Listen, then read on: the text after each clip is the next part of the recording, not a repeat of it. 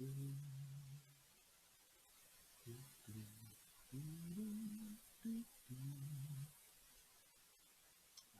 let's start this one over here. If I gave you my love, I tell you what I'd do. I'll expect a whole lot of love out of you.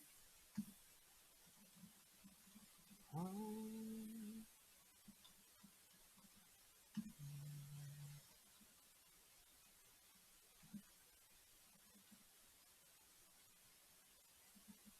gonna be good to you. There's a whole lot of things you and I could do. Oh, yeah, yeah.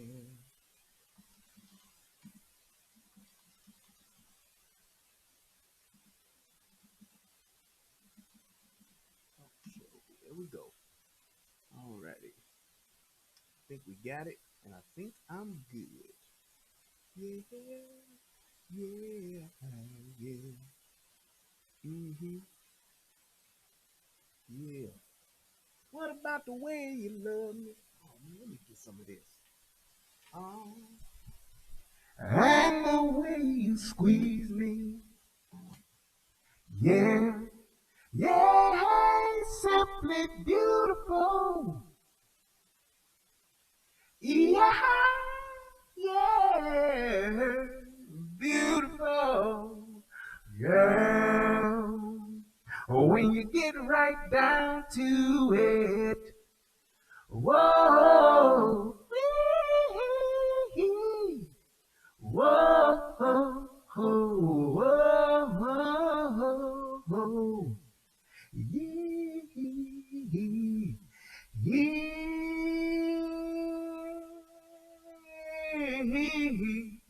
yeah, yeah, yeah.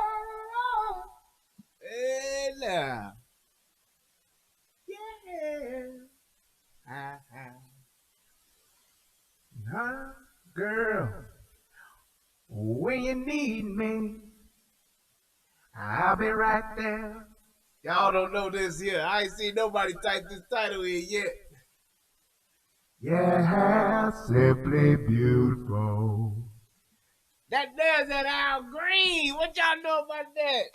Look at here, look at here. Hey, what's going on, y'all? Man, let me tell y'all something. Al Green is what was my daddy's favorite artist. So every time I hear some Al Green, every time I sing some Al Green, I thanks of my daddy. Shout out to my pops. May he rest well. Look here, people. Tonight, do do do do. Ooh, this is the night. You'll see the light tonight. We're going to talk about any and everything. I got some things to address. And other than that, it's going to be open. I am, oh, I forgot to do the damn phone line. I'm going to do the phone lines because I got put in the note. I paid my phone bill. I got some minutes on my phone. And hey, if I got that, then why not use it? So, give me a couple seconds here. I'm going to address a few things and then, hey, we going to do the damn thing. But first and foremost, let me give a shout out to the first person in the chat. That is none other than my man Skoha. Back on top, Sko. I see you. I see you. I see you, boy. You're back on top out here. Also on the United Guns of America side of the game, the faithful few over there supporting. I see you, CJ Gunn. I see you, Beverly Jones. That's what's up. Yeah, buddy. Oh, you got your Al Green fan too. That's what's up. I'm telling you that Al Green do something to me, something right here. Y'all give me a drink and a cigar, and man, I tell you, I'm good. I don't need too much else. You know what I'm saying? But let's see who else we got in here. We got Miss Lady Sunday. What's happening? We got my brother who always got my six. My man Jason Gunn. What's happening, bro? Linda Soto, Riri. I would be ignorant and say Rai, but I know that ain't it. But Riri, what's happening? Miriam, what's good? Welcome. Let's see. We got CJ Gunn over here on this side too. Low RCS, what's happening? What's good? It's good to see everybody, man. R Soto, what's up? And let's see who else we got. My man left third, Marcus Jones. What's good? Hey, I'm glad to see all y'all. Y'all could have been anywhere in the world, but y'all chose to be here with me, and I appreciate that. That's what's up. So let's go ahead and let's just dive right on in to what it is I came to talk about. And first and foremost, there was, and shout out to the people who have been, let me tell y'all something. To the people who have been emailing me, relationship questions, all that kind of stuff, I got y'all on tonight. This is the night you'll hear me talk about what y'all been asking me about. So, without further ado, I'm going to switch over to this and open up this young email account. And there we go. And I'm going to address these here questions that was sent in. If you got a question right now, email your question right here on relationship rehab at gmail.com. And if you want to call in, I'll be able to do that. I'm gonna answer these few questions right here because these people have been so patiently waiting. They've been patiently waiting for a nigga to talk on the shit that they didn't email me, and it's been so long. And I'm gonna go ahead and I'm gonna talk about it, and we're gonna get it cracking, and we're gonna do the damn thing. So, without further ado, let me find my list, and there it is, right there, right there, right there, and I'm gonna open that up. Boom. Okay, so here we go. Yes, please email me the questions. After I go through these few questions I got, let's see, is that five? Yeah, I have five. So after these five, if y'all got any questions, I'm gonna open up the phone lines. If y'all want to do that, well, y'all can let me know what y'all want to do, and we can get down that way. We can get down with the get down.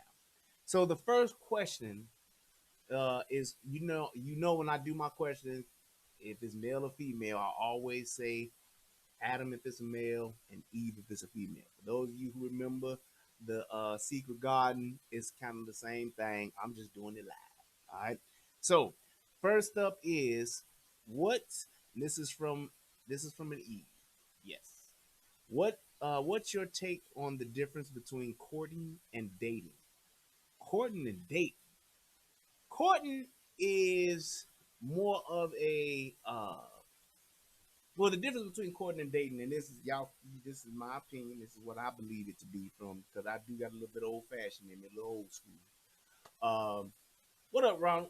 The difference between the two is courting is what's done with that lady's family. So let's say, for instance, if you like a young lady, you see her at the store, or you see her at the market buying some tomatoes, and you like her tomato, and it catches your fancy, you would then go to that girl's family. You would go to her family, and you would ask for the father, and you would ask the father, tell him, hey, who you are, that you are interested in his daughter, and would like to court her. Basically, what that is basically you spending time with that family, just you and the family together. Y'all ain't alone. Y'all don't get no alone time. Actually, man, I got a perfect scenario for courting. Do anybody remember The Godfather 2? If you remember The Godfather 2, what has happened in The Godfather 2, Michael, Michael Corleone, he killed that police officer. This is when they did all them hits. He killed the police officer. And with him killing that police chief, they had to get him out of town. So till everything cooled down. So they sent Michael back to the old country, which is Corleone, Italy. So he's in Corleone, and that's where he's at, hanging out, doing his thing. And he sees this woman, and he like is so attracted to her, and he wants to date her. So he goes and sees the girl's father. And he asks the father, he says something like, "Hey, you know who I am?" And the dude is like, "Yeah, I know who you are." He was like, he said something to the effect of, there are a lot of people who would kill and pay a lot of money for that information. I told you who I am, right? He said, but if you were to do that, you would gain an enemy as opposed to gaining a son-in-law. That's what pretty much what he told him. And then the dude was like, "Cool, all right." And he said he wanted to hang out with his daughter. And pretty much what they did was they would go for walks, and the entire family would be behind them. They would be hanging out. They would come to dinner. The entire family would be there. They would be able to sit next to each other, but wasn't no kissing, wasn't no finger banging, wasn't no head, wasn't no rubbing and a touching and a pumping and a sweating in the shed. Wasn't no late night hanging out. We at the movies getting hand jobs. Wasn't none of that. There wasn't none of that going on. It was just basically the family getting to know this dude and them hanging out together, and they could talk or whatever and all that kind of stuff. And that's pretty much what it was. They wanted to spend time with him to see what type of man he was. That was courting. They were vetting him out. They would ask him questions. They would see how he treated her, see what he did with her, all that kind of stuff. Yeah. Yep. So that's pretty much the difference between courting and dating. Dating is you and the other person, y'all off alone. Y'all go to dinner, y'all go see the movies, go for walks, go to the beach, have picnics, lunch, whatever. And there was plenty of opportunity for extras. You can get the first base, second base, third base, might even get the home. Use what they say. Third date, you supposed to either get some head or you supposed to get some pussy. One of the two. That's supposed to happen on the third date. So, hey, that's just how it go. I guess that's how it go. But that's pretty much the difference between the two with courting and dating. Courting was more of a family oriented thing. It was more of a serious intention. Hey, not only am I just trying to hang out with your daughter, I want to marry her. You know what I'm saying? I am looking to, spend the rest of my life with her. So that's why I want to hang out with her and I want to be around y'all because I want our families to come together. Dating is, hey, we just out here trying to see if we like each other. And if we like each other, we might do something. Yeah. No. Yeah. Yeah. All right. So next question is, when is the right time to introduce sex with someone new? Very good question, actually. Um, I would say when you have vetted out that person to a point to where there is a good, really good, really strong potential of you being able to be with this person. And that's all based on what it is you're looking for. If you're just looking for sex, then you introduce sex wherever you want. If you just like him because he fine and you saw the bulge in his sweatpants, then hey, that's what you just want to do, then get your inner hole on and go for what you know. If you are talking about more of a committed or more of a serious relationship and you're trying to actually develop a relationship with somebody, introducing sex, I believe that you should do that once you have vetted out this person to the point to where you are comfortable with this person, you don't mind being alone with this person, you and this person get along, you have, good chemistry, you like the way that he or she is treating you. That's when you should introduce it. Because I'm not just going to base that to the woman or to the man. I'm not going to just put it on one or the other, because men need to be more sexually responsible with who they have sex with too. I get the whole thing of we hunters and we just want to fuck and get it in and all that, but there's a lot of consequences and repercussions behind doing that today. There's too much negative fallout from just fucking when you're not responsible. So can you get with somebody and say, hey, I just like you, you just like me. I don't want no, relationship. I don't want no kids. I don't want to build nothing. I just want to bang. And the other person is the same way, be it male or female. That's just what you want to do. That means you have an agreement, and that's different. However, when you're talking about actually trying to say, I want to have something that's meaningful, I want to have a relationship, and I want to build with somebody, then I think you need to get to a point to where you actually have a substantial amount of knowledge about the other person. You have a good understanding of who that person is, what that person wants, what their goals are, those type of things. Then when you're ready to actually go to that next level, then I think you should. I Don't think that you need to wait until marriage, only unless you are a virgin. Not one of these born again virgins where you was fucking for the first 20 years of your life and now you're gonna stop at 35 talking about I'm serious now. No, that ain't what I'm talking about. You a person who has never had sex, then hey, you should wait until you get married. And the reason why I say that is because it's your your sexuality is it's like a blueprint. And for those of you that don't that or that has never had sex, then your blueprint is still waiting to be written. So when you're talking about, getting introducing sex into a relationship, that's one thing. But when you're talking about introducing sex to a person, or both of you have never had sex before, it's a good and a bad thing. It's a bad thing in the sense of y'all both may not know what y'all doing, and it's gonna take some time to get into it and get the rhythm, get the flow, get to understanding each other's bodies and all that kind of stuff. But that can also be fun too because it's exploratory. You can explore different things, learn about each other, learn what each other like. You don't know what you like until you've been like introduced to stuff. So when you have that opportunity to do that, then you can actually develop and grow together. And that strengthens your bond. So it's like when you're doing those type of things together, it can really be good. It can be awkward, and the first few times may not be that great, but the more that you work at it, the more that you explore with it, and it's just y'all because y'all don't really know, then you can learn. So I think that it's a good thing in my opinion, and I think it will benefit you in the long run when you are committed. That's what I would say to that. You don't have to necessarily, be married, but just be committed to each other to the point to where you want to explore and experience those first with each other because it does create a bond. When you think about, especially for women, when you think about your first love and you think about that first boyfriend, you think about that first kiss, all those type of things, when you have those first with those people, it's things you don't forget. So it's like to have those experiences with somebody that you're actually going to be with and you're going to commit to. It means a lot more, and you can go a lot further. You have a lot more to build on. So that's why I would say that's when the right time is to introduce sex, is when you've actually built something with somebody. So um what's next? Mm, get that drink with the big cube in it. Mm-hmm. All right, next up is, when is the right time to say I love you? Ah, most people would probably say the right time to say I love you is when you love them. Nope. Wrong. Wrong. I would say this, in my opinion, I think it's the right time to say I love you is when you know that the relationship is gonna go somewhere, when you know that the relationship is progressing forward, when you know the relationship is gonna be something where you can say, hey, I'm gonna be with this person gonna be with me, we have a commitment, we're gonna be together, then hey, actually say it.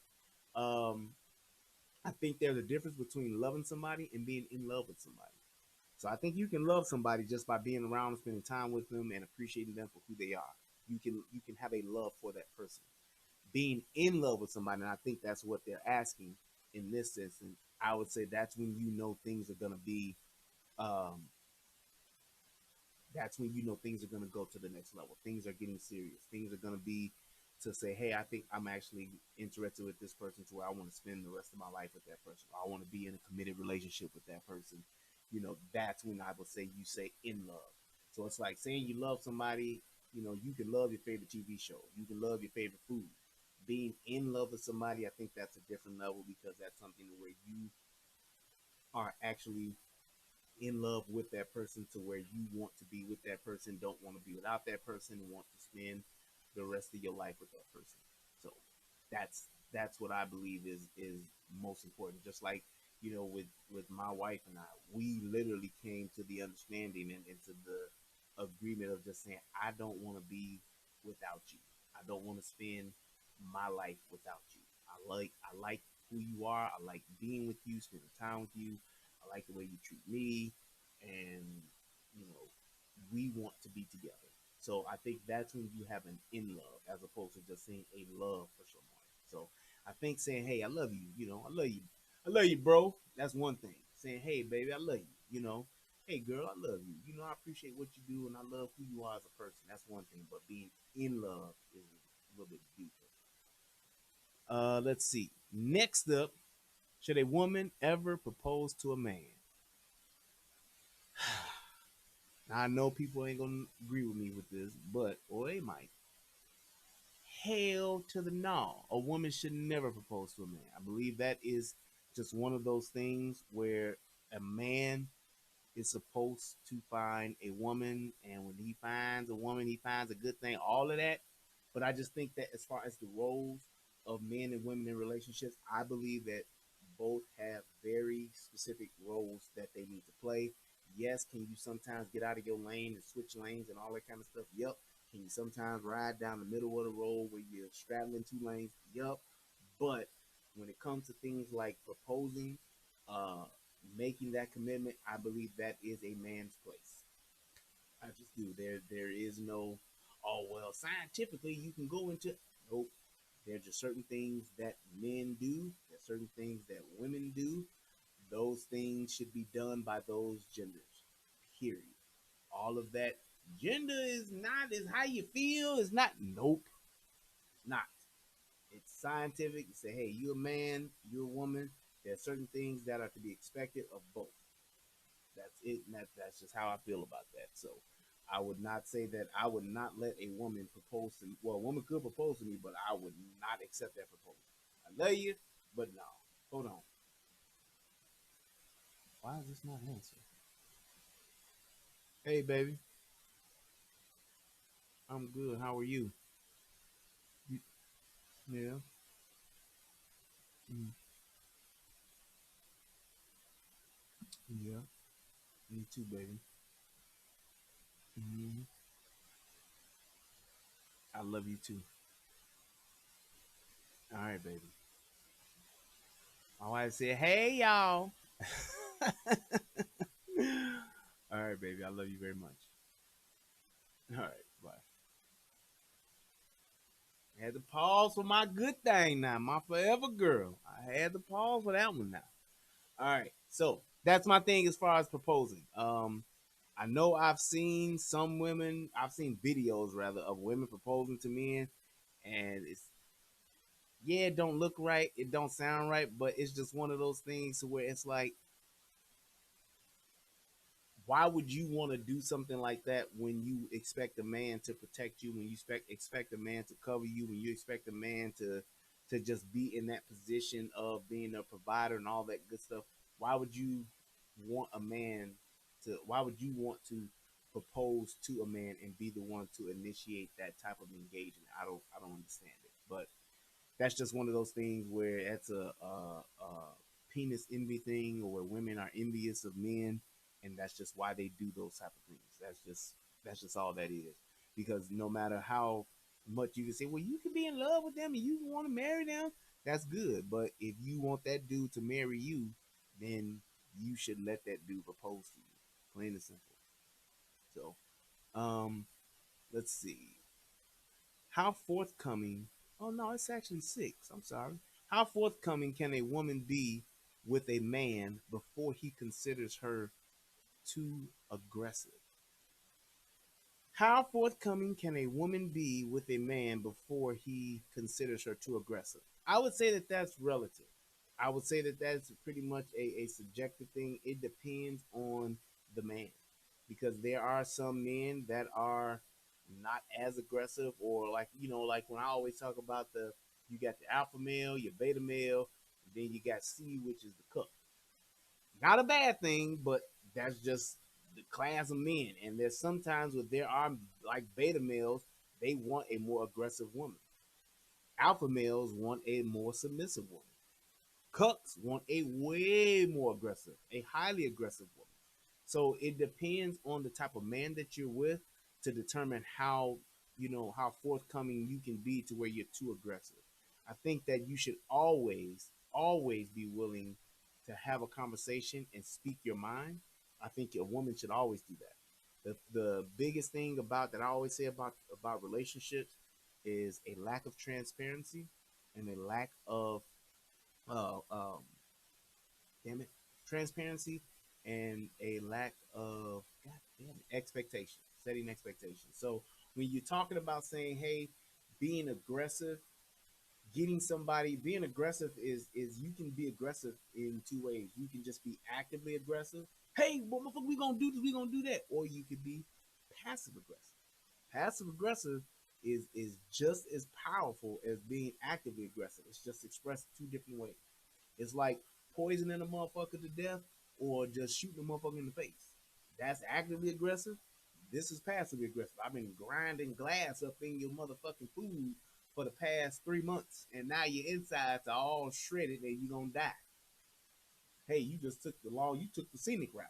Either way, it's it's still aggressive. So it's like you can be aggressive in certain ways to where it's offensive to men or it makes a man shy away from it. I think that anytime that you want a man to do something or you want to talk to a man about something, I think the thing should just be having a conversation to how to approach it. And that's one of the things that you do in that vetting time or that interview period when you're dating somebody. You talk to that person to find out what makes them tick, what makes you shut down, what makes you engage. Some men like for you to just shoot it to them straight. Tell me. That's just like, I'm gonna give you my own personal experience.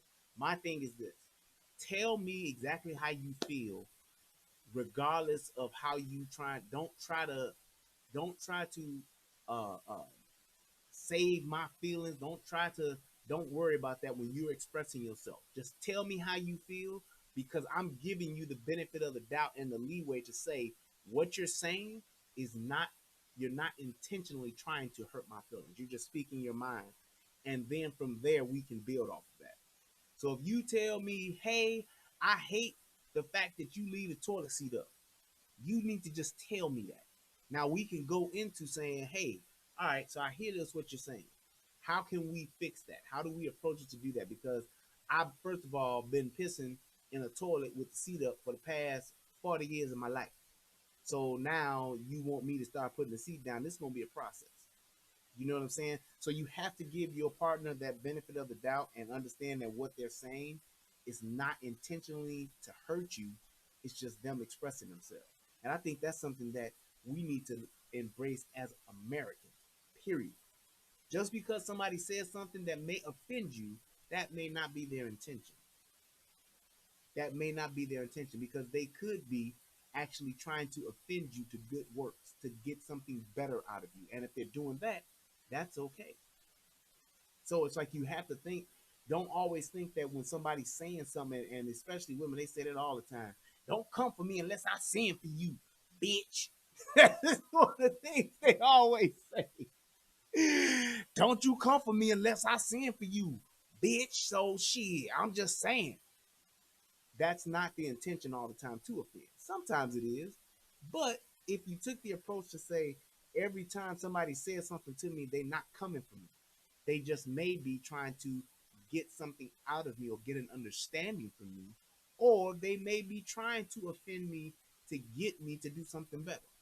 So if I come to you and say, "Hey, you know what, man, Jason, that was some real fucked up shit you did," I could be trying to say something to him that, hey, I don't want him to either do with me or something I've seen him do to others that I want him to try to take a look at to even to correct.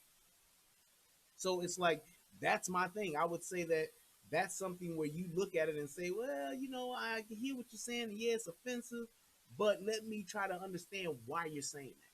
Because then if I say, "Jason, that was some fucked up shit you did, man. I can't believe you fucking did that shit, bro," then his response should be, even though he may be offended, his response should be, "Well, what exactly are you talking about? What did I do?" Because he could possibly have no clue. He could possibly have no clue and just be asking you, "Well, what you talking about, bro? What did I do?" You know what I'm saying? And starting from there, but him getting all offensive, "Man, how the fuck you gonna come at me like that, dog? Hey, yo, motherfucker, don't come at me like that." It's like now you looking at the whole thing of being attacked, and now you're defensive, and when you're being defensive, you can't hear. And then you get into a shouting match, you're going back and forth. It's just like sometimes when you have people that are in an argument. You know, arguing is okay when it's a healthy argument, when there's a true exchange. And you can say whatever you want to say, however you want to say it, and I can say whatever I want to say, however I want to say it, and then we come to an understanding from it. I don't give a damn what word to use. It's all about getting the understanding, which is most important to me. So it's like those are the things that I look at when people are talking, having a disagreement or whatever. Say what you gonna say. Don't try to. I hate when motherfuckers try to. Well, I'm just saying. I don't know what it. I mean, it's like. Well, it. Well, here's what I'm really trying to tell you is that. Well, sometimes 2 weeks ago when I had. Don't do that. Say what it is that's on your mind, and let's go from there. Because now you've laid something down that I can build with. I can actually see what you're talking about, even though I may not understand it. I now have some type of baseline to where we can build some type of understanding. Mm, that's a good joint. So that's my thing with that. Intentions are not always what they seem to be. Just because of how the way you receive something, that's totally up to you. Totally up to you. So it's like, and everybody don't know you. Everybody don't know how you feel. Everybody don't get the whole thing about you and what you do, how you is. Everybody don't get that. So sometimes you just have to be receptive to say, hey, let me hear what this person is saying, and then let's try to dialogue from there. Let's try to have a conversation from there. So that's my thing with that. Let me see. I got a question over here from the United Kingdom of America. It says, Yo, Brian, what is the benefit of a man getting married in 2019? In my opinion, when you're talking about 2019, 2020, 2021, 2018, 2017, 2016, marriage is for broke people. The institution of marriage is for people that are broke. If you ain't got no money and this person ain't got no money, then y'all can get together and have something, and you can try to build something. It's easier to do something when it's two people that don't have anything to try to build something together. Now, when that scale is tipped the other way, where you got somebody over here who got money, get with somebody who broke, as far as the legality piece, the institution of marriage, it really doesn't serve you a purpose. If you want to get with somebody, if you want a commitment with somebody, you want to build with somebody, I would say, like I always say this, you need to get a marital contract, not a prenup, a marital contract. A marital contract is basically a divorce that's laid out before you get married, saying this is what we both agreed to if and when either one of us pushes the divorce button. So if somebody is not happy for whatever reason, the terms have already been agreed upon. There's already been a contract signed. We're done. I don't like you no more. You don't like me no more. You fuck my brother. You fuck my mother. I'm out. Now we already have the stuff drawn up. All we're doing is just now, hey, taking paperwork and going to do what we need to do. So it's literally you having a divorce before you get married. It's literally, I mean, and you can get everything sorted out as far as kids and custody. You can get everything sorted out as far as alimony and no alimony, child support, all that kind of stuff is all worked out. I personally would suggest that for anybody that has some money and some good credit before you get married and you want to get married. You want to get married. If you do that, then hey, go for what you know. Because and another part to that too. It really keeps you honest. Because if you divorce, there is no benefit for one party or the other. Because the way that the world is nowadays, a woman gets a divorce, she benefits. She is set up. The scales are already tipped in her favor for her to benefit. That's just how it is. The man will lose, and the man will lose substantially. So why would you enter something? Why would you enter into a fixed fight? That's all I'm saying. So it's like just for a piece of paper. Yes, there's a legality part of it and all that kind of stuff, but it's like you doing that, entering into this contract essentially just to say, I know if I don't have anything to counteract this system, I'm gonna lose instantly. I'm gonna give up half my shit, whether I'm married for 1 year or 10 years. I'm going to lose. So if you're building something together and you both broke, you both started this shit when you was broke as fuck, then hey, Ain't nothing wrong with splitting shit 50-50. Ain't nothing wrong with a person getting half when they've been there from the beginning. Just like Jeff Bezos and his wife, Amazon. She had some money or came from some money. Her parents invested into him. And they turned, this little, $1,000 business into $1 billion business. She deserved all 36 of that $1 billion that she got. She did. She actually did. She deserved it because she was there from the beginning.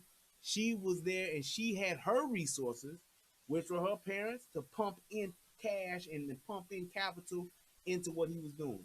She was there through all of the motherfucking days and nights when shit wasn't going right and shit was fucked up and he was feeling down when the business was failing, and she was there taking care of the kids and sucking his dick to make him feel better and saying, hey, you gonna do it and all that kind of shit. She did that. So it's like when you have that type of relationship and you built that from nothing, then yeah, she's entitled to that. Absolutely. And that's my opinion. I believe she's entitled to it. If you both broke, y'all get together and y'all amass some shit, great. Great. When it comes to just saying, hey, if I have a particular skill set or a resource that you don't have and you not cultivating it, like professional sports players, like Michael Jordan, him and Juanita. Juanita wasn't bringing nothing to the table but her body. Essentially, that's all she bought. You know, not knocking her as a woman or nothing. Don't know her. But I'm just saying, as far as getting half of everything that Jordan has ever made, and this dude is pretty much a billionaire. It's like whenever they split, I forget how much money she got, but she got an insane amount of money. But it's like you did all of that. Did you earn that? I don't think so. Did you put anything into that? Nope. Should the kids and stuff be taken care of? Should you get a portion of it? Absolutely. But half means I didn't earn half because I didn't did half. That's all I'm saying. That's what that says to me. If you get 50% of something, that means you put in 50% of something. You have earned 50% of something. No, you cannot, put a price on the intangibles when you're talking about being a woman and being a wife and a mother, all that good shit. Yep. But all of that, the mothering and all that kind of stuff, that all took place because of the type of resources that he had. You could have a nanny. You get some women that talking about I need alimony, and they've had nannies all their life. Bitch, you ain't taking care of the kids. He is. He paying for a motherfucker to do it. So it's like now, when people do get divorced, it essentially becomes a money grab for the woman, for the women. That's just what it is. System is fucked up, and I would say the only way you can counteract that is to do that shit in the beginning. Because when you all in love, and if you really love each other, then you ain't gonna be a woman that really love you, really care about your ass, and you got money. She's not gonna want anything that she did not earn. To say, hey, look, let's just say I'm worth $1 million. Okay, I'm about to get married. Here's what's fair. Look, shit don't work out. We get a divorce. Look, we get 50% custody of the kids.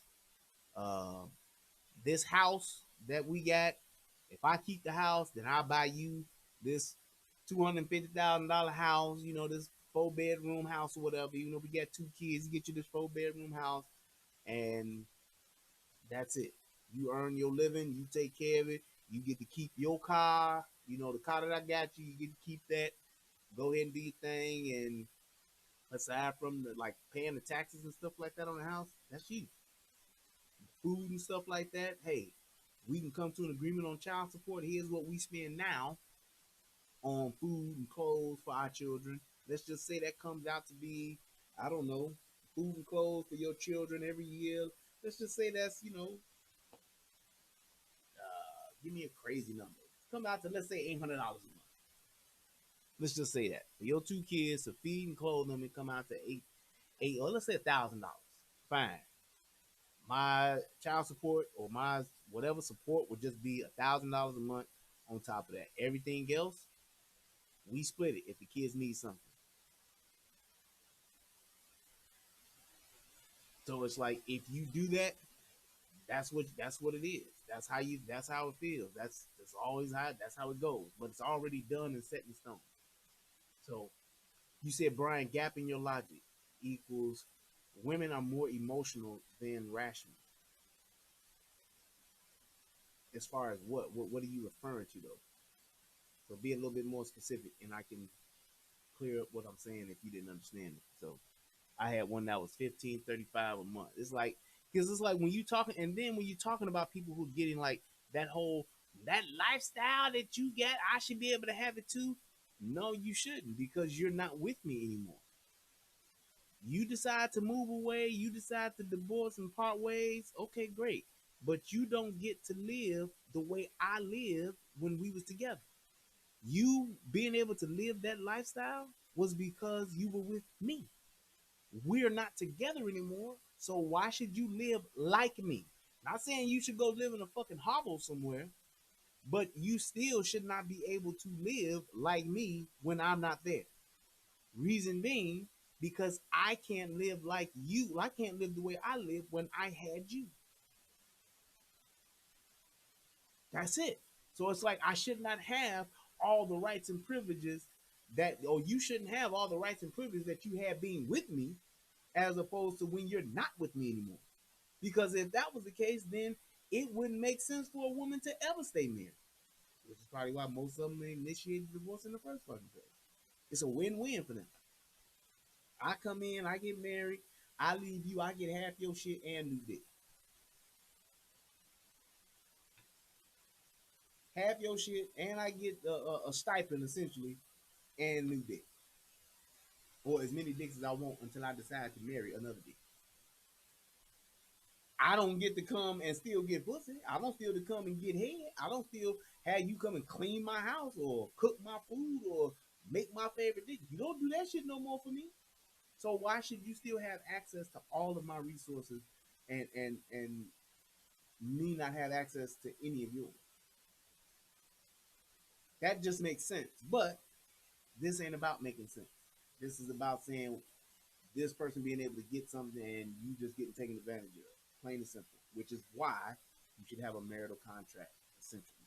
Just if you got money, get a marital contract, not a fucking prenup. If she don't want to sign, if you got a broke bitch with you and she don't want to sign no marital contract before you get married, you don't need to be with her because she essentially wants that safety net. That's why you need to make sure. And here's my thing for women, because I know there's some women saying, "Well, women give all this and we do all that, and then we get married. You go fuck a white bitch, or you go get another bitch, and then I'm just left in the cold." Here's the thing: if you took care of yourself and put yourself in a position before you got married to where you had your own, could stand on your own, and you actually had something, then you would be wanting to protect that too. Because women lost their motherfucking mind when Mary J. Blige's husband applied for spousal support.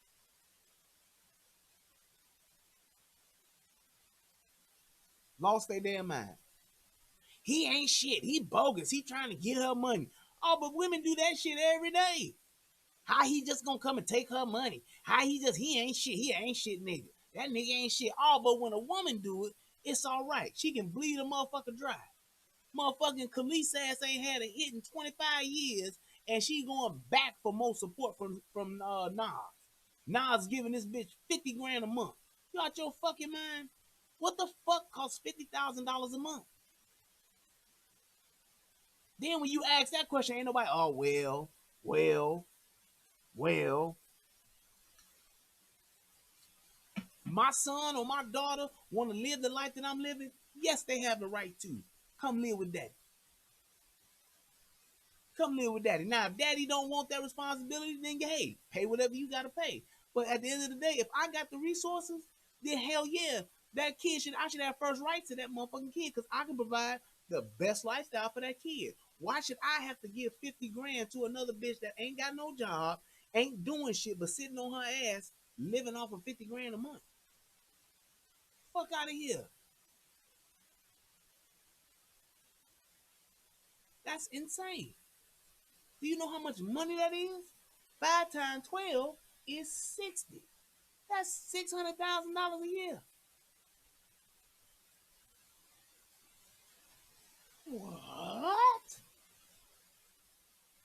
Ain't it? I think my math is right. I'm terrible at math. I believe so. I got my basic math together. 50,000 times 12. Hell yeah, that's 600 grand a year. Shit. And there you go, Jason. Don't, if you got money, if you got means, if you got resources, don't marry a motherfucker that got less than you. And I'm talking substantial. You make 400,000 a year, this bitch make 300,000 a year, okay, we get it. But you making $500,000 a year with your own business or whatever the case may be, don't you go get with a motherfucker that's making 60 or 70 and just got ass. Cause you gonna suffer when the shit go left. Get that contract together. And here's the thing for women. Women, keep yourself in a position to where you always are able to take care of yourself, if nothing else, at the end of the day. Whatever business, trade, whatever skill set you have, keep yourself in a position to where you can take care of yourself. Because you shouldn't have to depend on a man to take care of you. You shouldn't have to need a man to take care of you. You should be able to say, hey, look, I get it. Yeah, you got means. Yeah, you got the house. But at the end of the day, motherfucker, I can walk and I'll be okay. Best believe I'm gonna have my daughter set. Make sure you can take care of yourself. You can buy your own motherfucking red bottoms. You can buy your own motherfucking Chanel. Buy your own whatever the fuck you want your Range Rover. You ain't got to ask that nigga for it. You can go buy it yourself. Now, if he got it, that's great. If you with him and y'all together and he gonna buy it for you, that's wonderful. But don't you never be in a position where you can't put some shit on your back, some shit on your feet, your goddamn self. Women miss that big time nowadays. They got this thing where it's all about the hustle. Hoes is winning. They think just because I open my legs, I open my mouth, or I spread my cheeks and open my ass, I should be able to have any goddamn thing I want. And for some, that does work. But at the end of the day, when you get older, shit don't. Now you stuck. That's why you got a nigga that got money, but he beat your ass. That's why you got a nigga that treat you like shit, but he got money. That's why you with a nigga that sit there and he do whatever the fuck he want to do and motherfucking fucking your best friend and you ain't gonna do shit about it because you can't leave because you don't want your friend to get in your spot and you don't have no place to go because you can't take care of yourself. There you go, CJ Gunn. She said, I purchased my own house. That's right. Buy your own house. Say, yeah, okay, motherfucker, I'm gonna come live with you, but I'm gonna rent this motherfucker out because if you ever do some sideways shit, nigga, I can pack my shit up and within 30 days I can be like, hey, as soon as that lease up, pimp, I'm moving in, I'm moving back in my house. So, sir, you have to leave, ma'am. You gotta go. We will not be renewing your lease, and you can go back to where you need to go. That's leverage. You ain't got no motherfucker telling you, bitch, you can leave. You right, I can't. Deuce. Go get my shit out of storage, nigga, and I'm good. Keep yourself in that position. You should, yes. Before you get married, anybody that's about to, I'm gonna give you this advice. Anybody that's wanting to get married, men and women, you should have no debt, no debt. You should have your own house or your own place to live. You should have at least bare minimum $10,000 saved up in your savings, not in your checking account, your day to day. I'm talking about in your savings. You should have that at minimum. 20 would probably be the best because now you talking about people. You talking about you have your credit in check and your credit should be in check. Credit score should be nothing less than a 750. 750. So keep yourself in a position where you got good credit. You got your own, yep, your own car, your own transportation. You got all of the things that you want to buy, all that shit. You got your own house. You got a job that gives you food and clothing. You got a house that gives you shelter, and you have a savings for a rainy day. Some shit go left. You got you a few grand that you can go and say, hey, I got 10,000. I can take care of this. Hey, I got $20,000 in the bank saved up. Because when you get ready to be with somebody, you getting ready to merge your life with somebody, then you say, hey, look, yes, and life insurance. Yes, your own insurance. So it's like when you get ready to get with somebody, then y'all both got some shit to bring to the table, and it ain't a bunch of I ain't got or this ain't right yet.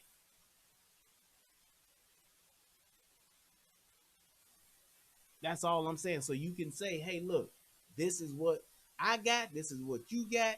We bringing this together. So now that 20,000 you got saved, that 20,000 he got saved, y'all bringing it together. That house you got, that house he got, y'all can rent that motherfucker out and live with the other. Y'all can both rent them both out and go buy y'all some more shit.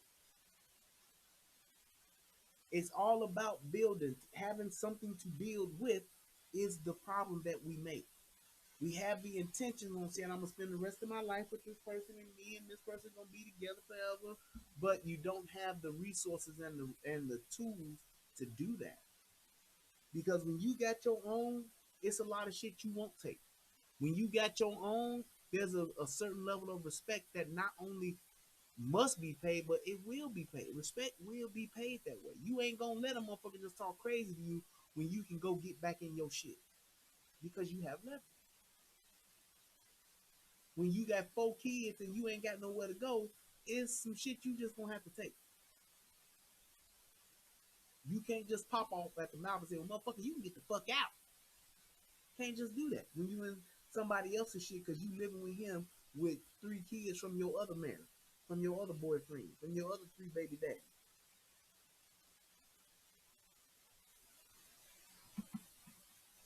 That's just how it goes. So put yourself and keep yourself in a position to where you have something, where you can do something, where you can make some decisions on your own. And you don't have to worry about saying, you know what, I ain't gotta ask this nigga to buy me no Gucci or no Louis Vuitton purse. I can buy it myself.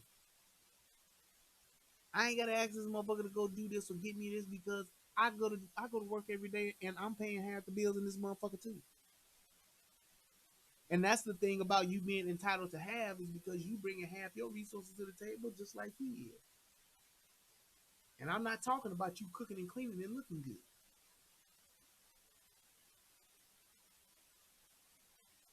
That's my thing. So it's like keep that in mind and keep yourself in a position to where you can do things you need to do, and so you can do things that you want to do.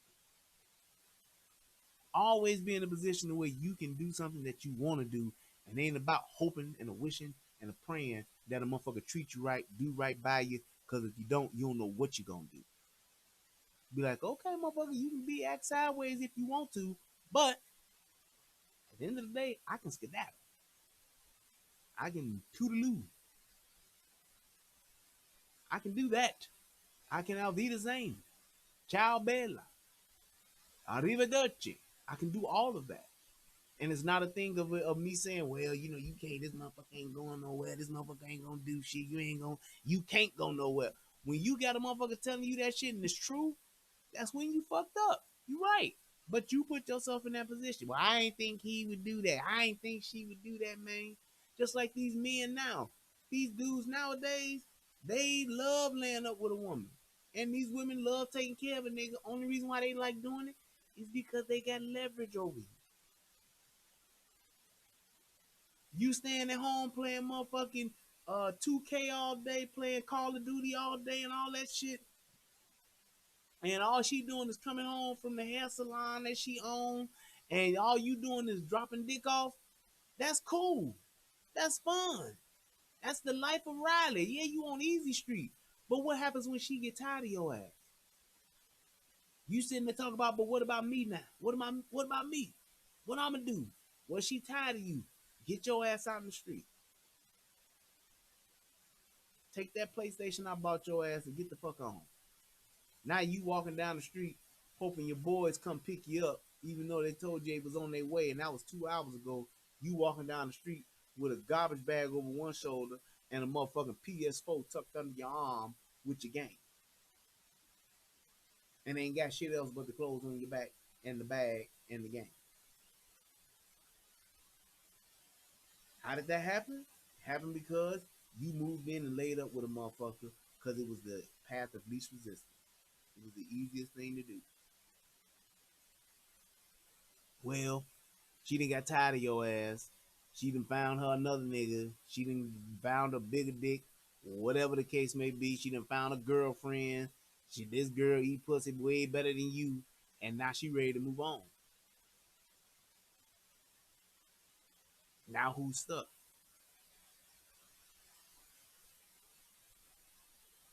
I'm telling you that's why so many. That's why niggas who get out of jail don't have no problem with getting no woman, because them women love them type of dudes because they want to manipulate them. They know this nigga just can't jump up and get a job any motherfucking where. This nigga's institutionalized. He need a motherfucker.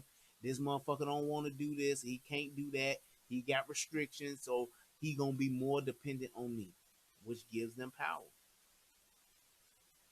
It's just like kids. That's why so many. That's why you got these parents treating their kids the way they do, because they have the dependency on them. They got this dependent that solely relies on them for food, clothing, and shelter, and ain't nobody gonna supersede their power or their jurisdiction. So that's why they do them the way they do them, treat them the way they treat them, and say whatever it is they want to say to them, talk to them however they want to talk to them, and that's just it. That's why these women like them jailbirds. Yeah, this nigga coming out with nothing but some muscles and some dick. He ain't got no job. He can't get no job damn near nowhere. That's all he got. So now it puts that man in a position where, yeah, I got some resources. You can come live with me. I can get you some food and get you, a place to sleep and all that shit. But you ain't got shit. You totally dependent on me. So essentially, what does that put the woman at? It puts her in a position of power. It puts her in a position where, yeah, he can't do this. Yeah, I give him money. Yeah, I take care of him. Yeah, I do this for him. Yeah, I do that for him. I dress him. I clothe him. I feed him. I wash him. I do all of this. Absolutely, Lanisha. Always get somebody that's better than you. Always, because it makes you better. I was watching what was the show called? The show with LeBron James where he do the barbershop talk, barbershop interrupted or shop talk interrupted, whatever it is. And Jimmy Iovine said something that was really powerful to me. He said, "Man, I forget who he said he met. I think it was Kendrick Lamar or somebody he was talking to." And he said one of the things that I liked about this guy was that this guy had his life casted right. He knew how to cast his life. And when he first said it, I said, "What the fuck is Jimmy talking about?" And it intrigued me. But as soon as I was questioning that, he came back and explained it. He said, "You talking when I say casting your life, he's saying the people that you have casted around you, your cast, like in the show, in the play of life, in the movie of life. Who's your cast? Your supporting cast members, your the other cast members that are around you in your life. Who are you surrounded by?" And I said, "Wow, that's powerful, very powerful." The truth about it saying where the five people that you spend the most time with are a reflection of your success and how far you're going to go in life at that moment. Very true statement. Very true statement. It's so true to where it's like you have to be able to watch and understand who you got around you. Who are those five people? Just think about that. Who are the five people that you spend the most time with? Who you call the most? Who you talk on the phone the most with? Who you hang out with the most? Who you go places with the most? Those five people, how influential are they in your life? How much of an impact do they have in your life? How much do they bring to your life? I did a video that's on my channel right now called Drains and Fountains. The five people that's in your life, how many of them are fountains? How many of them are drains? Drains take from you. Fountains pour into you. How many people are fountains in your life? So many times you get to a certain point in your life where you're the fountain, and that's okay when you have fountains still in your life. So you got somebody pouring into you and you can pour into somebody else. You can be a resource for somebody else. But when you're just the fountain and ain't nobody there to pour into you, and it's just all you pouring into everybody else, you letting this person drain you, this person drain you, that person drain you, and that person drain you, eventually you'll run out of water. Or your stream will get so low that it's not even a fountain no more. It's just a trickle.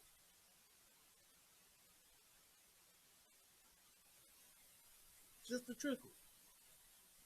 Remember, Will Smith said there are people that are, you have two types of people that are in your life. Think of your life as a fire. And the people in your life are either bringing wood and putting wood in your fire, or they pissing on your fire. One or two things.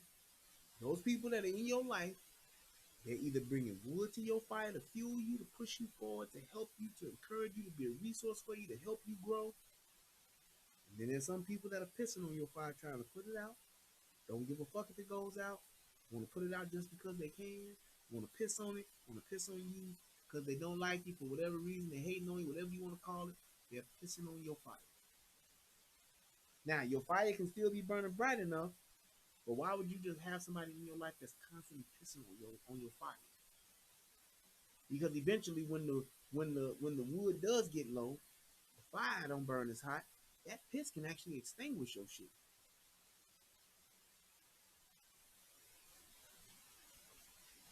Let me turn it up a little bit. That piss can actually extinguish your fire. That's all I'm saying. So you think about that. When you think about those people that are with you, those people that are around you, those people that are supporting you, who are they? Are they really there to help you? Are they really there to support you? That is the question. So it's like when you talking about, hey, this person is doing this or this person is doing that, this person is in my life helping me with this, helping me with that, great. But what are they really, honest and truly, what are they really doing in your life? Are they there to really help you? Are they there to really support you? Or are they actually draining you, pissing on your fire, and bringing your ass down?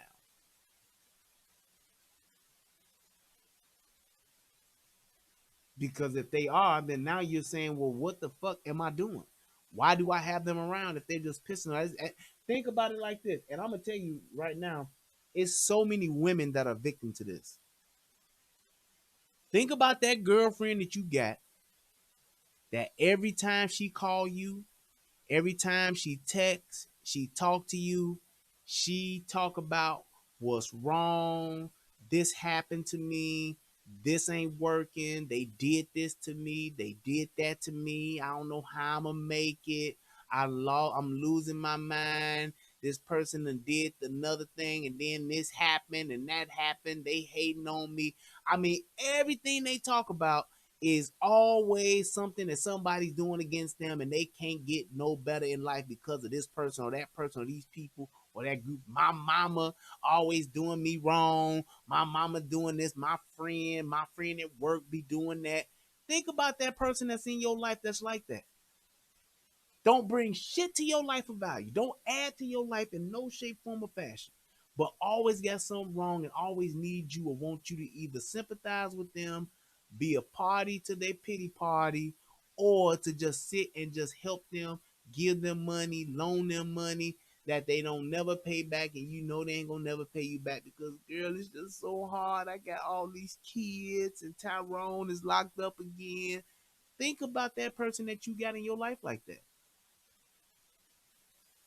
And there's so many women that have girlfriends that are like that, and they still fuck with them each and every day. Ooh, I was in the hospital, girl. I'm sick. I might have cancer. I might. They don't know what's wrong with me. My brain ain't working right. They got. I mean, just the worst of the worst that can happen to somebody happens to this person. Constant drama, constant problems. It ain't never good. Never winning. Never up in the game. Only time you don't hear from them is once a year when they get their motherfucking income tax check from having all them kids and they get like 8 grand and you don't hear shit from them no more for like 30 days. Then once that 8 grand gone, Everything is back to Shitsville. You'll see them pop up on their Instagram. Everybody, all the kids got new weave, new phones, new Jordans. She got new weave, new phone, new Jordans. But then 30 days later, she posted on her timeline, I just don't know if I'm going to make it no more. I just don't know if I can keep living this life. Y'all pray for me. God, is you really real?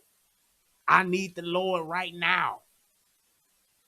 If y'all don't pray for me, I'm gonna lose it. Or they just do I don't want to be here no more. Think about that person that you have in your life that's like that. Why is that person in your life? Why are you still connected to that person? I don't know how I got here, but I'm here. Why are you still connected to somebody that is like that? Why are you still connected to somebody that is bringing that type of energy, that type of conversation to your life? Day in, day out, week in and week out. You see their timeline and it ain't nothing but drama, nothing but fuck shit. I see who my real family is. When you down and out, your real family the one that show up. Nah, bitch, you grown and you ain't taking care of your responsibilities. You grown as hell and your ass is mismanaging your money still at 40. What the fuck? Every month I gotta loan you $25 till Friday? That's all I'm saying. Think about that person and then ask yourself, why is this person still in my life? What, and not to say that you ain't never got to talk to them again, but why are they getting access to your time and your energy like that? When you know they ain't on shit, when you know they're not doing shit to help themselves, they're not doing shit productive, they're not doing shit that's gonna make a change or make a difference or doing something that's gonna better them, better you, better the world, better somebody other than themselves. But they steady asking people to do for them, give to them, borrow this, listen to this, let me tell you this, and I hope you sympathize with me. All that, all the time, all the time, as my wife say, all the time. So just think about that. It's really something that you should really just like take into effect, take into account, and say, man, I don't know if this is a person I really need to keep spending a lot of time with. And sometimes it's just a matter of just saying, let me just not answer this phone.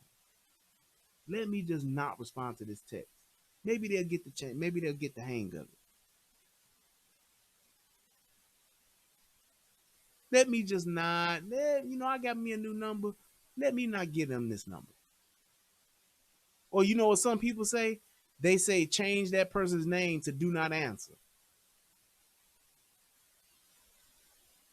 Do not answer. As soon as that person call, what pop up on your phone is not their name. What pops up is don't answer. Because that makes a difference. That puts you in a situation where you can say, hey, you know what? Let me move on. Let me do this. Because this person ain't doing me no good.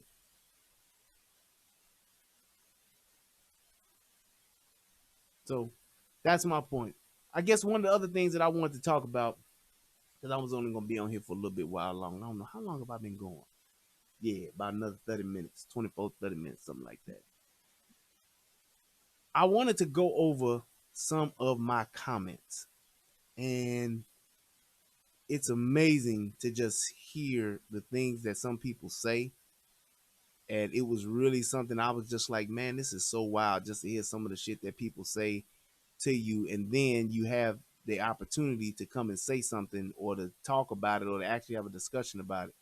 And they don't. They won't respond, but they'll steady talk about just bullshit or constantly bring up the negative shit that go on. And it's like when you look at and in my my opinion, it's like looking at the comments and listening to the comments. I like to hear what people are saying because I think you can learn from stuff, even if it's something that is critical that you may not like. Somebody's critiquing what you're doing, critiquing what you're saying, whatever the case may be. That's fine. You know, I always remember, I don't know why I always bring this up, but I remember like one of the first times I started doing shows when we were doing the Guru and the Whore with Tommy. My motherfucking system was just a fucking old ass MacBook Pro. I had borrowed my the camera from my boy Mike P. Shout out to my man Mike Petrangelo. I miss you, brother. I was borrowing his camera. I was borrowing his he had a one of those little red guys, what are they called? Scarlet Red. I had that, and I had went and he had let me borrow his microphone, and then I went and bought one eventually. But I literally just had that set up on a card table. At first it was on my kitchen counter. Then I moved to a card table. And I didn't know what the fuck I was doing, but I had my green screen behind me, but no green screen image because my computer wasn't strong enough to have to run a green screen. And people was dogging the fuck out of my damn green. They was like, what the fuck is this dude at? And he got a green sheet behind him. What the fuck is that for? Dogging my shit. And it was like, to me, I was like, man, these motherfuckers going the fuck in. But I got it. I understood what they were saying. It's like, you want motherfuckers to take you serious. You want motherfuckers to look at what you got. You want motherfuckers to see you, hear you, and listen to you. I get it. But you still have to have things that are of standard. And my shit was below standard, put together, hodgepodge, nigga rig, jack leg, whatever you want to call it, bootleg. Yes, I started out as a bootleg YouTuber. I did. But it was a process. It's still a process. And it was like, man, and I always would, I will never, ever, ever, ever, ever, ever, ever forget this. The fact that I didn't have shit, and to have somebody like Tommy Sotomayor see something in me that others didn't see, nobody took the time to encourage, nobody took the time to even give me an opportunity to do this. It's amazing. It's like what Tommy did for me, and also shout out to my sister Karen Edmondson. Shout out to you too. Karen gave me my first opportunity to publicly speak about relationships at a relationship conference that I did. I think I need to post that because I did that twice. I'm gonna piece that together and put that up. But anyway, to have somebody like Tommy take the time to not only inspire me and to give me an opportunity that very few people have. Very few people have had that opportunity. And for him to invest his time, his energy, and his resources, man, the advice that dude gave me, the money that he gave me, the equipment that he gave me. Right now, my motherfucking board, my audio, my soundboard, Tommy bought that. Real talk. And always was like, hey man, if you need something, you need some equipment, a camera, anything, let me know. He said Rehab streamed on a VCR the first time. You ain't shit, QT. And then said a VCR. Hey, you about right. Might have been a Betamax. But my point is this: for somebody like that, on that magnitude, with that much celebrity, with that much shit popping, with that much shit going for himself, for him to take time out of his schedule, take time out of his life, and to open up his platform to me, I have no words. I have no words.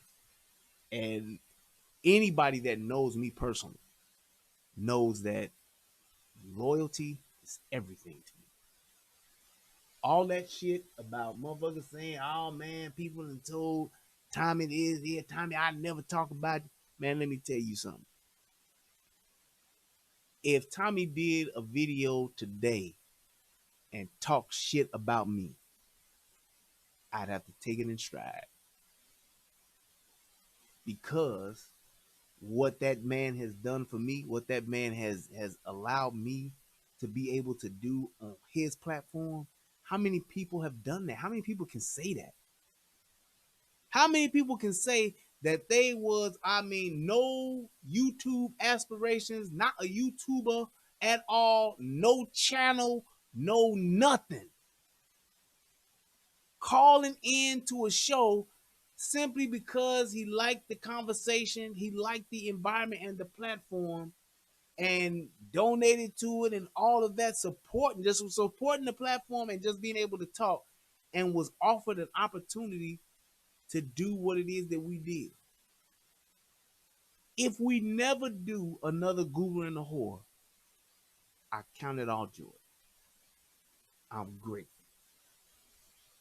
because I haven't seen anybody else do what we did as long as we did on any of his channels, any of his platforms. So it's like that period, that time is so special and precious to me because it was a thing for me to where I was given a whole different outlook on my thoughts, how to express myself, how to put my words, everything that I am, how to put that out into a social media platform. I had no clue how to do. And I had in my opinion the best to have ever done it, the best that's doing it right now, to actually take time out to show me the way. To actually take time out and open up his platform and say, "Go ahead, little nigga, do what you can do." Nobody.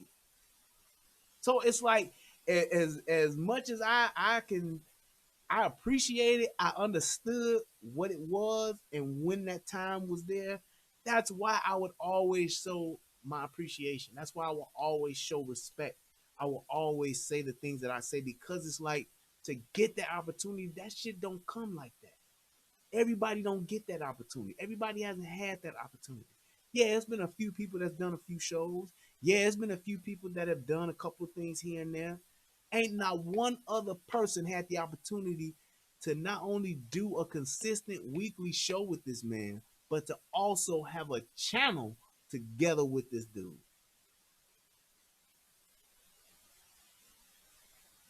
It's an honor. I'm just saying. So it's like I could never, ever, ever say anything bad about, talk against, do anything against this brother because it's something that I've witnessed. I've experienced it. A motherfucker can say whatever the fuck they want to say about Tommy, but what that man has done for me, how he's treated me, nigga, I can't say nothing but thank you. I can't say nothing but salute. Respect, man. That's just what it is. So it's like to hear that and to see that what he did and how he gave me an opportunity and gave me a chance, inspired me to do what it is that I do. It's like it's been such a journey and such a wonderful ride to be on and to just be able to just see to come from nothing and to just be where I'm at today. In what? In December, it'll be 3 years. I believe it's 3 years in December. Man, dude, I can't I can't complain. Cannot complain. But it's like to hear some of the things that just people say, it's like what what do you gain by giving criticism and not backing up that criticism, not being able to truly express or explain that criticism? Anybody, I don't expect everybody to like what I do, like what I say. I've had people say, "Man, I like your content, but I hate the fact that you curse. You don't have to curse." I totally get that. I totally understand that. However, that's not my thing. That's not me. I got to say cuss word. I don't. Well, I don't have to say. I like to say. It feels good. It helps with my expression to cuss. I have a potty mouth. Have always had a potty mouth. And unless a motherfucker is paying me not to cuss, you gonna hear a motherfucker, some bitch, bastard, shit, fuck, piss, hole, asshole, nigga. You go you gonna hear that because that's me saying what it is I want to say the way I want to say it. Yes, I can express myself in different ways, but that's just what I do. It's what I like. It's the way that I talk. So that's what it is. That's just what it is. But it's like, man, there are people that have certain ideas and certain comments and what they think you should do or think you should say. And it's like just for me to see it on, and I'm a small ass, I'm a micro YouTuber. To see somebody, and it's like to see what somebody else on Tommy's level says and does, it's insane to hear people do it. It's insane. People don't even realize what they're saying and what they're asking this man to do. And it's like I see it on a micro level, on a very small level. I got like I would say maybe 5 trolls, if that, and them motherfuckers ain't even consistent. So it's like to see people on a whole nother level or on his side of a platform just simply troll him for the sake of trolling with no foundation whatsoever. It gets to the point to where it's like, when does it stop? Like, you don't want to get your life together, nigga. Ain't it something else you could be doing? Ain't it something else you could be talking about? Ain't it somebody else you could be trolling than to be sitting there spending that time day in and day out? Right, Jason. I'm telling you, maybe 2 or 3. Maybe 2 or 3. I think I might have maybe 10 channels blocked. Maybe 10 channels blocked out of all of these motherfuckers. So it's like, to have that, it's like I get it and I understand that people ain't gonna always agree with you. That's what I'm looking for. I'm fine with that. Don't agree with me. Have your point, have my point, because I'm gonna say what the hell I want to say, and I want you to say it too. And then maybe we can find some common ground, or we may not. You may say tomato, and I may say tomato. That's just it. It is what it is. But we can both go and live our lives and just understand, well, this person over here always saying tomato. Yeah, but that motherfucker always saying tomato. I don't like the shit, so I don't like it. I don't watch it. Right, you said you saw trolling on a quilting show. That's crazy. Let me go ahead. Let me read some of these. Let's see. Where was that shit at?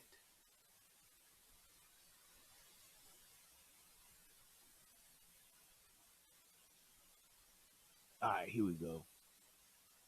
Yeah. All right, so this was a couple of days ago.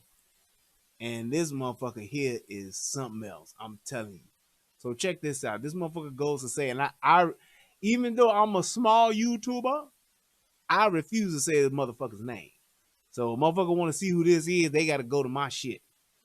They gotta go and check out my shit. Plain and simple. I'm not gonna sit there and get no motherfucker no airtime. But this motherfucker said, I heard you on, hold on, let me open it all the way up.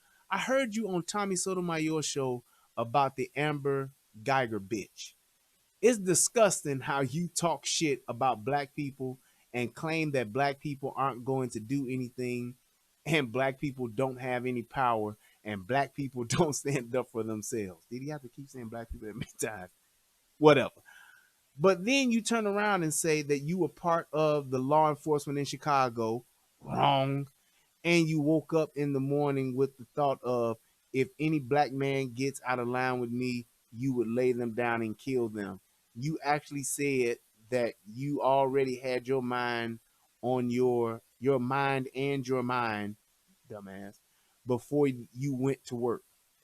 However, you did not say that train of thought with any other race or any other race of men. Dot dot dot. So let me clear that up. First and foremost, yes, I said I have my mind made up when I'm in the hood. When I'm in the Wild Hunnets, when I'm on 127th and Halsted, motherfucker, at the goddamn Herald, ain't no white folks coming up in there. So yes, It ain't just niggas, it's young, dumbass niggas that I got my mind made up. I'm not arguing, I'm not going back and forth with. I'm not fucking around with these young niggas. I'm not discussing shit with these young niggas because if some shit do pop off, my mind has to be made up. I need to be tactically thinking ahead of this shit so it won't be a, hey, young man, why are you talking to me like that? Hey, young man, I do have the time. Let me check. I'm not doing that. So, yes, my mind is made up. Absolutely.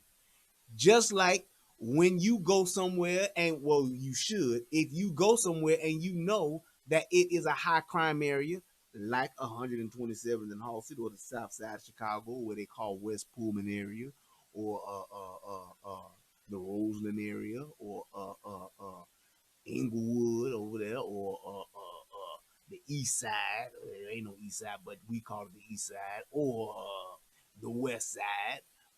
When you go in those areas, your mind better be made up. You absolutely right, because in those areas where I go, I'm pretty much around niggas. So yes, my mind is made up.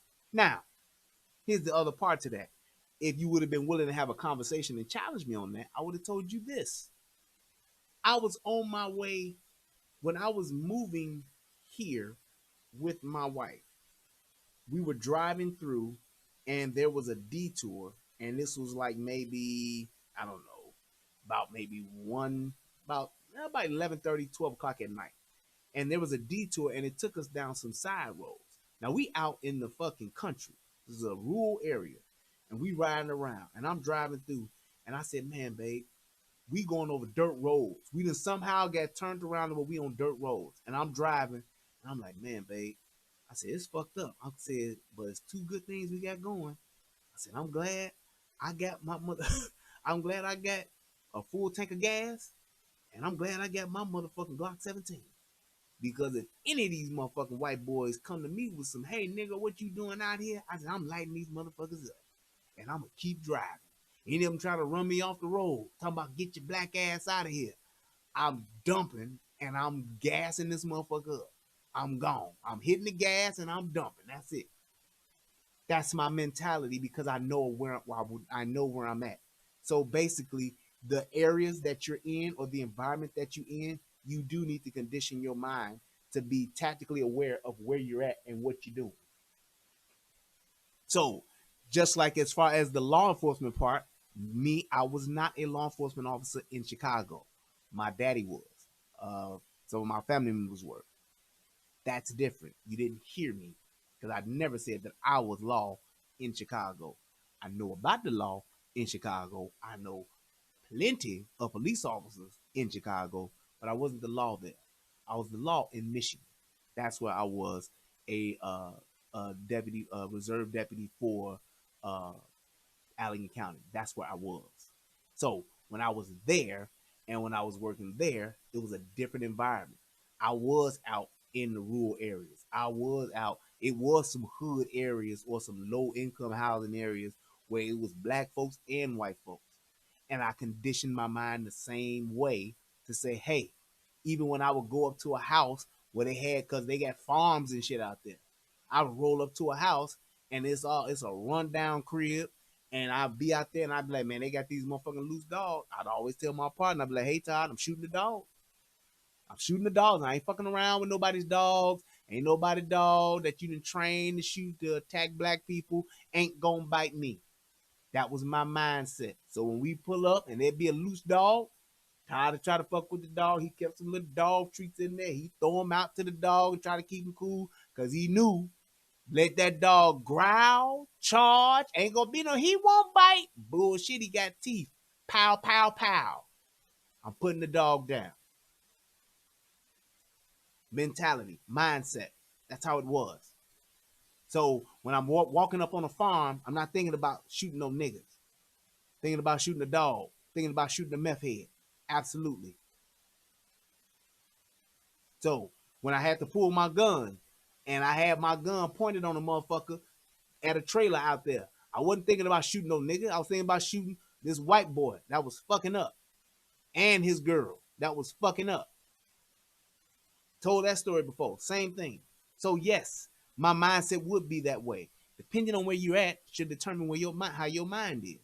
Just like when I was out there working and we were at a concert. They have a big concert. They got country music all weekend. It's a sprinkle of black folks out there. All white. White boys out there with Confederate flags and all that shit. You know what I said? Man, that shit don't bother me. Cause I got my Glock motherfucking 22 right here. That's what everybody carry. Shit, I don't give no fuck about what these white boys doing, talking about white power and all that shit. I'm standing right there with my shades on, looking cold in a motherfucker. Boy, I was like goddamn shaft. And had my shades on in my uniform, and my Glock 22 was locked and loaded with 3 magazines, or 2 magazines. Third one in the gun. Ready to rock and roll. Pull it if you want to. Get it if you want. Come get this if you want to. Bump into me, touch me, whatever you want, it's gonna go down. Tactical mindset. So now I'm not looking to shoot no niggas at a country and western goddamn show. If I gotta shoot somebody, more than likely it's gonna be a white boy. That's the mindset. So that's my thing. Yes, I was right about black folks not doing shit when shit go down in their neighborhood. Yes, I was right about black folks not doing what they need to do when shit happens to them in the media or when shit happens to black people that we don't like. All we do is march and protest. We don't do shit. We don't go be lawyers. We don't go be doctors. We don't go be judges. We don't go be politicians. Why? And we don't go and be the police to change the shit in the neighborhood. We don't. So that's why I said what I said and I was right. Now, prove me wrong. Show me an all black police force with all black high ranking officers policing in the all black community. And then I'll say, yeah, I was wrong. Till then, shut the fuck up. Let's keep going. He says, I find that very contradictory when you condemn Amber Geiger for having that same thought and actually killing a black man. It's not contradictory because I said when I was at Harold's, I'm ready to shoot a nigga. I didn't say that I shot a nigga. I didn't say a nigga walked in and placed an order for an 8-wing mild sauce, salt and pepper with a jalapeno and corn and coleslaw, and I shot the motherfucker. I've been in Harold's plenty of times with that mindset. Ask me how many people have I shot in Harold's? 0. So it's not contradicting. I'm simply telling you what my mindset is. Amber Geiger's mindset was to put a nigga down the first chance she got where she thought a nigga was going to do something or was going to do something to her. However, she thought wrong. She walked into not her apartment, another motherfucker's apartment, sitting on his couch, eating ice cream. That's no threat. Even though you may not like a nigga sitting on the couch eating ice cream, that could be the worst thing in your mind. You don't have the right to shoot him. So I wasn't contradicting myself. I was telling you my mindset versus my actions. I could be prepared to shoot a motherfucker that walked through this door. However, if the motherfucker that walked through this door is not a threat, if it's my wife, if it's my kid, maybe I shouldn't shoot that person. And if I do, I need to suffer the fucking consequences for it. Boom. So I assume you are too smart or not know that your subconscious regularly overpowers you and you react in the way that in which it tells you to. No, because I've never shot somebody, motherfucker. Most people do what they want instead of what they are supposed to do, sir. I guess now he's trying to be professional. Most people do what they want instead of what they're supposed to do, sir. That's not the argument. The argument is, and the fact is, Amber Geiger shot the wrong motherfucker.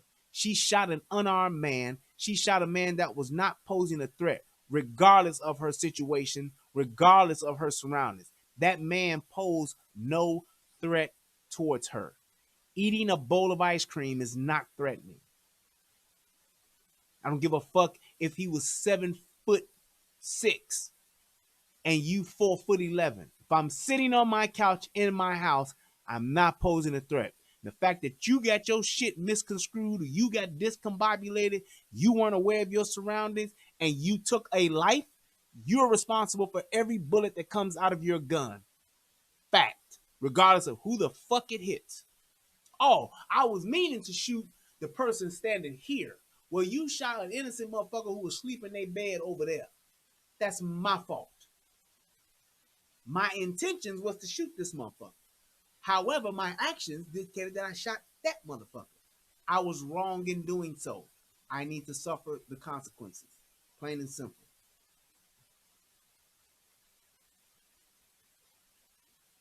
So how can you get mad at her for having that train of thought? Just explain that. Boom, mic drop. When people like her and her race hear you, and he has in parentheses, alleged black man confessing to have the very same thought. Your thoughts and your actions are two different things, dumbass. So-called black people like you are part of the problem. You know they all lie because you really don't love or respect black men in particular, yet you claim to be one. Mm, mm, mm. Now, here's what I responded with. Like always, like I always say, if you truly want to understand me or would like to challenge and or question me on anything I say on my platform, you are more than welcome to come on my show or to call in to my show to have a conversation. Then he responded,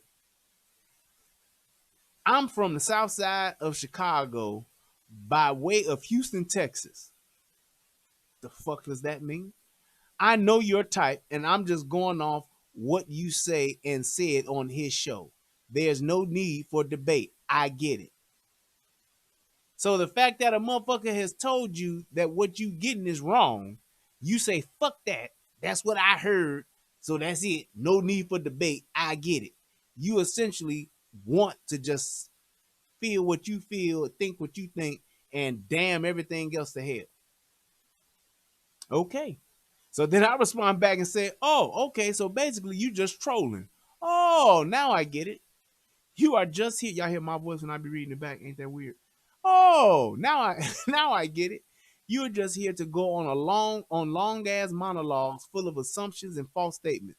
Okay, cool. Thanks for wasting my time. Good day, sir. Yes, that's me being professional. Then he comes back and says, relationship rehab, how could I make assumptions from your words? Because you got them wrong, dumbass.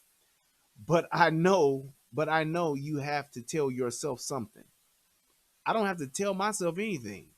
I told you that you heard wrong and you had misinformation. So you're talking about what you heard on a phone call where I said what I said and I just explained it again and you still don't want to have the conversation. So the fact that you heard something, not disputing that. I tell you, here's what I meant, and you may have heard me wrong. You don't even want to have a conversation to get that understanding. You just saying, I heard what I heard. Right. Okay. It is what it is. And let's just say I misspoke. I'm not perfect. Let's just say I did. If I did, would it not be fair to be allowed to have that person to be able to correct what it is that he's saying or to give a more in-depth understanding or definition to what he's saying? Wouldn't that make sense? I guess not. Then he comes back and says, the relationship rehab. How could I make assumptions from your words, but I know you have to tell yourself something? Then he says, that's typical denial. Because so now I'm in denial. Another assumption. You actually said the words that I said you did when you called his show. I even called the show and said something about it after you called his show. I'm not lying on you or making false statements about anything at all. It just probably sounds worse when someone repeats them to you, even though they are your words. Okay, I guess so. So the fact that what you heard and what you say you heard, the fact that there was the person that you heard it from could have either cleared up, corrected, or gave a more in-depth definition to or understanding about what he said, fuck that. Nah, that's just what it is. And I'm in denial if I think anything else. I get it. So it's like when you hear shit like that, it's like there's a I don't know, and I see this a lot with us, with black folks, with niggas. There's a deep down desire for us to tear down somebody else without trying to get an understanding. We essentially want to make a bad guy. We want a black person to be a villain simply because we may not like or we disagree with what they're saying. We don't want to understand it. We don't want to get an in-depth definition. We don't want clarity. We don't want any of that. We essentially just want to make this person the enemy because we don't like what they saying. We feel some kind of way about what they saying. It's like I got this little poster note up on my monitor here, and I can't remember who said it, but it was on a sports show a while ago. And the guy said, the truth, I want to say it's Jalen Rose, but I'm not sure. He said, the truth sounds like hate to people who hate the truth. I'm going to say that one more time. The truth sounds like hate to people who hate the truth. And that blew my mind. Like if I had the emoji, it would be my mind blowing emoji right now. So basically saying truth sounds like hate to people who hate the truth. And when you think about that, it's like, man, if somebody tells you the truth, you gonna take it, oh, they hate themselves, or I hate what they saying, or I ain't even trying to hear what they saying because I don't like that truth. I don't like the truth they telling me. And that's just where you double down on it and will say anything. Make up shit, misconstrue shit, just do whatever it takes to be on the opposite side of that. Barring the fact that it's the truth. Fuck that. I don't want no truth. I don't want no truth at all. I just want to hear what's good. I only want to hear what I feel I should hear that's good. Other than that, I don't want to hear anything that is negative. I don't want anything that's constructive criticism. I don't want anything that's truthful. I don't want to hear anything that's sad but true. I don't want to hear anything that's crazy or that's terrible but true. I don't want to hear anything that is hurtful, that is calling me out, that is making me say I have to recognize what it is I'm doing and I'm playing a part in it. I don't want to have to say anything or hear anything about that because it's true and I don't like it. So because I don't like it, it's bullshit and you full of shit and you on bullshit. That's just how it is. That's just how it is. But that's the world we live in. And it's like those are the people that are out here in the world. And I just hope that they wouldn't have like influence or have some type of control or say so over somebody um over somebody's life. Because that type of person, you're not doing anything but perpetuating bullshit and just a fucked up mentality that keeps people where they are, where they can't grow, they can't understand, they can't get an understanding, they don't know how to talk, they don't know how to express themselves, they don't know how to have a dialogue, they don't know how to say something. Do you know one of the biggest things I love about my brother and my cousin Tuck? One of the biggest things I love about them is that we can literally cuss each other the fuck out. Motherfucker, you, motherfuck this, fuck that, that's bullshit, you ain't shit, nigga, I can't that, nigga, that's some fuck shit. We can do that and instantly turn back around and be like, so man, you still wanna, what we gonna do about getting some barbecue, man, get some food put on the grill and we gonna hang out and smoke these cigars and talk this shit and get us some drinks. And we can do that. Turn right back around and be back on the same page. Say what we need to say, get it out, as frustrated as we may be, and it all be good at the end. All right, man. So you coming through tomorrow? Yeah, I'll be over tomorrow. We gonna watch the game. Yep.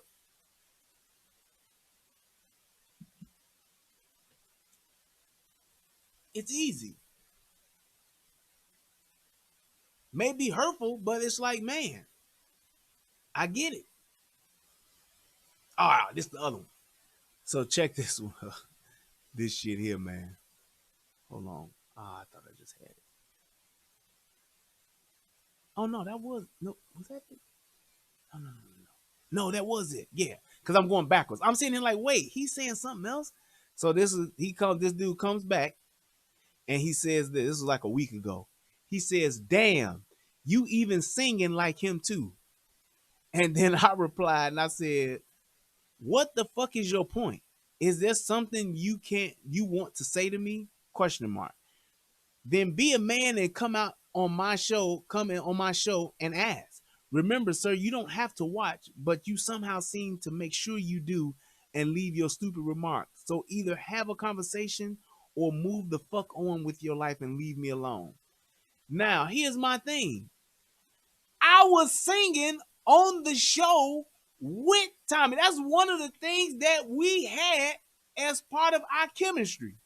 So it's like we had that thing going even back on the phone calls when I would call into the show. That was one of the things that I liked about the show was that I knew the songs and the parodies he was doing with the songs. And when we were on the Guru and the Whore, we would even go back and forth on the songs. We would start singing a song, he would do a verse, I would make up a verse, we would go back and forth. So that's what we did. So that was one of the things that was so good about our chemistry on the show. That's how we did that. So it's like, yes, that's just what I learned. That's what I was doing. That's what we've done. We've done it that way. So it's like, why would I not have some of that from the person I got my game from? That's just like telling Kobe, damn, Kobe, you dunking like Mike too? Motherfucker, that's who he got his game after. Kobe Bryant has said it thousands of times. I modeled my game after Mike. If you even watch Kobe, Kobe would beat him up. Kobe has done every Jordan finishing move. The fist pump like this, where he came and got the win and did that, Kobe did it. Tongue wagging, Kobe has done it. The shoot the shot, the win the game, jump up in the air, kick the legs open like the Michael Jordan symbol, and done that. He has done that. Just saying. So it's like I'm not Kobe, but sometimes I dream that he is me. You got to believe that's how I dream to be. Boom, boom, boom, boom, boom. Sometimes I move, sometimes I groove like Tommy. If I could be like Tommy, I wanna be like Tommy. If I could be like Tommy, whoa, be like Tommy. There go a song for you too, nigga. How about that one? But it's like, man, dude, I've always said, will always say, I am Soto born and raised. Soto born and raised. Got my game from Soto Nation. Got my start from Soto Nation. My platform off of Soto Nation. I'm going to say out of every subscriber, 99.9 of the subscribers that I have right now today are from Soto Nation. Papa Soto, right? Exactly. I ain't never, ever, ever, not once, not given or props to, paid homage to, or acknowledged where I come from. I'm Soto Nation to whole life, to the death. What are you talking about? But that's what it is. So yeah, that shit was crazy. But that was like before the other remark. So I'm like going backwards, essentially. I'm going for the most recent going down. And it's like, it's this one motherfucker. And I was a couple of motherfuckers I had doing that R. Kelly shit that was oh wait, here go another one. This a chick. She says, "You make me sick." You see how I get the black girl? "You make me sick. I'm all mustering up." Oh wait, no, this is actually funny. She says, "You make me." It's another chick on here though. But I don't know where she at. This one was funny though. She says, "You make me sick. I'm all mustering up empathy, thinking he got shot for real, and you gone to the scene from Harlem Nights, laughing my ass off." That was from K Lane. That's from when I did the Harlem Night joint. That shit was epic. I enjoyed that. Yeah, but yeah, man, that was good. But man, it's only a handful of these motherfuckers on here. But the shit was just so outrageous. I was just like, man, what the hell? Oh, here you go. Yeah, this was 2 weeks ago. This dude said, this is, I think this is the first one. Cause he said, "Damn, you lame as hell. I see why Tommy Sotomayor quit fucking with you. You literally took his style and trying to run with it. The same setup, even wearing the same ridiculous hat." And then I responded, "Thanks for the feedback." And then I got his name. Here's my thing. I don't know how to do this shit, how to rearrange this shit. I don't. I barely keep the motherfucker going, just like when I went live today. I had a fucking update on my computer, and that shit made me late today. I shouldn't have fucking restarted it, but I fucked around and did, updated my app, my iTunes, and it restarted, and then it was a goddamn operating system restart. What the fuck? When it comes to, and that's computer shit. So I'm good on that. I can figure out computer shit. When it comes to this broadcasting shit, I don't know a goddamn thing about it. I'm doing literally what I know. I swear for Lord. Why you think I've been giving DJ shit about getting me another layout? Hey man, I'm doing what the best I can with what I got. Now, if somebody can give me a different layout, show me something different. I even switched. Y'all remember the other one I got? Y'all know, you don't want to know. I had to sit and figure this shit out to do this other layout. Where's that shit at? Boom. This is for when it's long. That layout. When I got a long video and it go over here. That was it. That's the extent of my capacity for working this shit. How many videos have I recently done just by getting a new mic? Sound checks. At least 5. I deleted, I think, the last couple of motherfucking ones I did. It is what it is. I'm sorry, but hey, I get it. Motherfucker, you want me to change my layout? Give me a new layout and say, "Here, try this, motherfucker." And I would. But until then, I'm going to do what I know. He said, "You look like a broke Kevin Hart with no humor and trying to swallow a metallic ding dong when you stream." Get your wannabe funny ass out of here, QT. That shit out of here. Hey, but real talk, this mic is motherfucking legit. Let's see you go live and see what equipment you got. Mm-hmm. Yeah, exactly. Abdul, thank you. That's what I'm talking about, Jason. I done seen where I done came from. Go on my channel and look at my first video, and you can see my growth. You talk about growth and development? Yeah, growth and development. You can see my first motherfucking video, be like, "Damn, that nigga came from that." Yes, nigga, I came from that. It's been a long time coming, but I know a change done came. Whoa, yes it did. Boy, please.